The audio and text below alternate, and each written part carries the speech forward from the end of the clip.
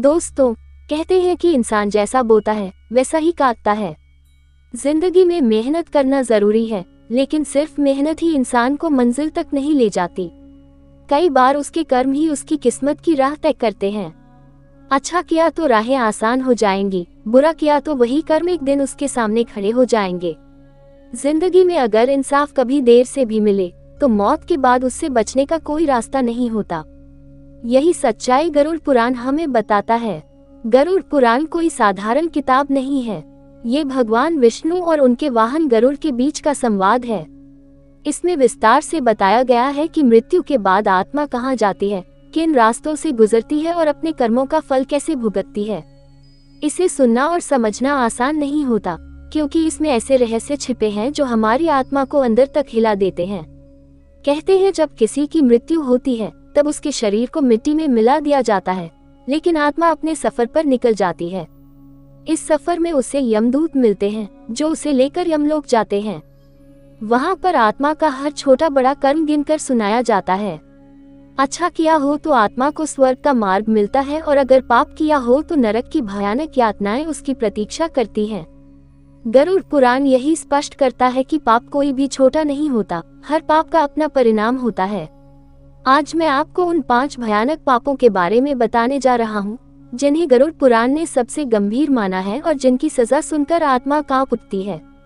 पहला पाप है माता पिता का अपमान करना। जो लोग अपने माता पिता को कष्ट देते हैं, उनकी सेवा नहीं करते या बुजुर्ग होने पर उन्हें बोझ समझते हैं, उनका अंत बहुत बुरा होता है। मृत्यु के बाद उनकी आत्मा को ऐसे नरक में फेंका जाता है जहाँ वही दर्द उन्हें बार बार सहना पड़ता है जो उन्होंने अपने माता पिता को दिया था। वहाँ भूख प्यास से तड़पना पड़ता है, रोशनी की जगह अंधेरा होता है और हर पल आत्मा कष्ट से गुजरती है। दूसरा पाप है ब्रह्म हत्या करना, यानी किसी विद्वान, संत या निर्दोष प्राणी की हत्या करना। गरुड़ पुराण कहता है कि ऐसा करने वाले की आत्मा को उबलते तेल में डाला जाता है, जलते लोहे की तलवारों से काटा जाता है और बार बार यातनाएं दी जाती हैं।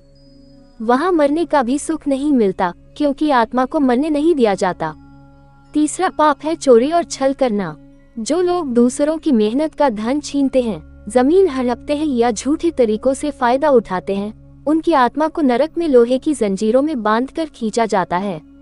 वहाँ उन्हें आग से झुलसाया जाता है और हमेशा के लिए दरिद्र और अपमानित रहने की सजा मिलती है। चौथा पाप है स्त्रियों का अपमान और विश्वासघात। कोई पुरुष अपनी पत्नी या जीवन साथी के साथ धोखा करे या किसी स्त्री का सम्मान छीन ले तो गरुड़ पुराण कहता है कि उसकी आत्मा को जलते लोहे के खंभों से गले लगाया जाता है। उस आग की जलन कभी खत्म नहीं होती और आत्मा को बार बार वही पीड़ा मिलती है।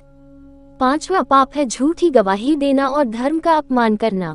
जो लोग अदालत में या समाज में झूठ बोलते हैं, दूसरों को धोखा देते हैं या शास्त्रों और धर्म का मजाक उड़ाते हैं, उनकी आत्मा को ऐसे स्थान पर भेजा जाता है जहां चारों तरफ गंदगी, कीड़े मकोड़े और जहरीले सांप होते हैं।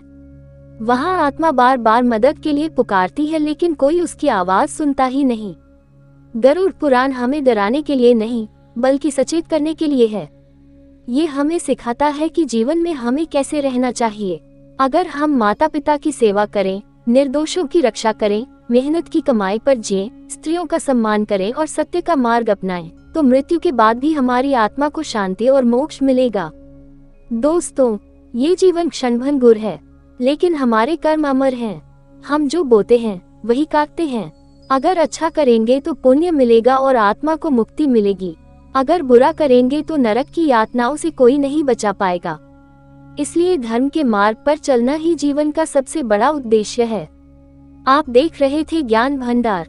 अगर ये जानकारी आपके दिल को छू गई हो तो इसे लाइक कीजिए, शेयर कीजिए और चैनल को सब्सक्राइब करना मत भूलिए।